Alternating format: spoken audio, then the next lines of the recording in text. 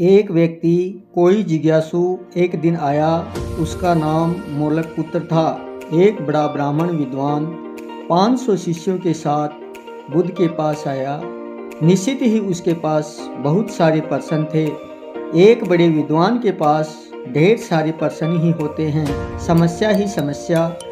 बुद्ध ने उनके चेहरे की तरफ देखा और कहा, मोलक पुत्र, एक शर्त है। यदि तुम शर्त पूरी करो तो मैं उत्तर दे सकता हूँ और तुम्हारे दिमाग में चल रहे प्रश्नों को देख सकता हूँ। तुम 1 वर्ष तक इंतजार करो, मौन रहो। जब तुम्हारे मन के अंदर का शोरगुल समाप्त हो जाएगा, बातचीत रुक जाएगी, तब पूछना और मैं उत्तर दूंगा। और मैं तुम्हें वचन देता हूँ। मोलक पुत्र कुछ चिंतित हुआ।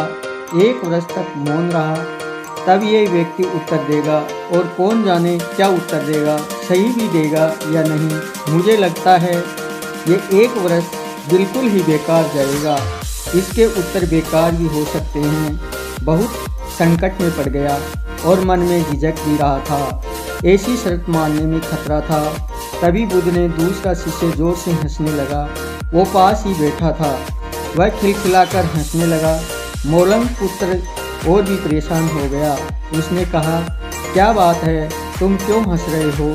शारीरिक पुत्र ने कहा, इनकी मत सुनना, ये बहुत धोखेबाज हैं। इन्होंने मुझे भी धोखा दिया है।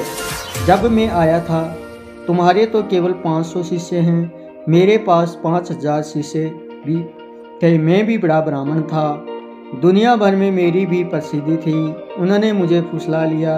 उन्होंने कहा, साल भर प्रतीक्षा करो, मौन रहो, ध्यान करो और उसके बाद पूछना और मैं उत्तर दूंगा।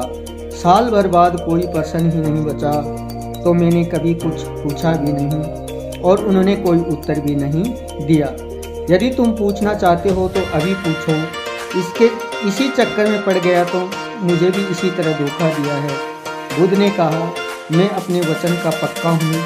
यदि तुम पूछते हो तो मैं उत्तर दूंगा, यदि तुम पूछोगे नहीं तो मैं क्या उत्तर दूंगा। 1 वर्ष बीता। मोलक पुत्र ध्यान में उतर गया और मौन होता गया।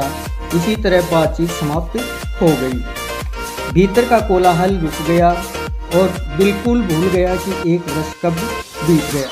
कौन चिंता करता है? जब प्रश्न ही नहीं रहे तो कौन उत्तरों की फिक्र करता है?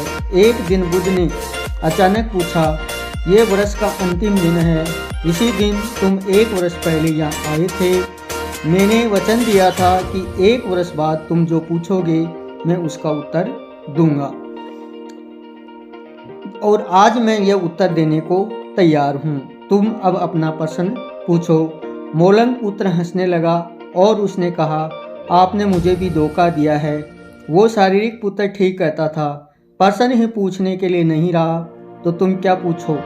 मेरे पास पूछने के लिए कुछ भी नहीं है। असल में अगर तुम सत्य नहीं हो तो समस्या नहीं है। समस्या होती है और प्रश्न होते हैं और वे तुम्हारे झूठ से पैदा होते हैं। तुम्हारे सौपन तुम्हारी नींव पैदा करते हैं। जब तुम सत्य प्रमाणिक मौन समुद्र में होते हो तो वो पुरोहित हो जाते हैं। मेरी समझ में ऐसी है कि मन की एक व्यवस्था होती है जहाँ केवल प्रश्न होते हैं और मन की ही एक अवस्था होती है जहाँ केवल उत्तर होते हैं और वे कभी एक साथ नहीं होते।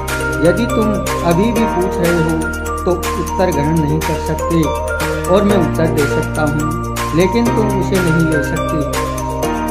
कोई ज़रूरत नहीं है, तुम्हें उत्तर मिल जाता।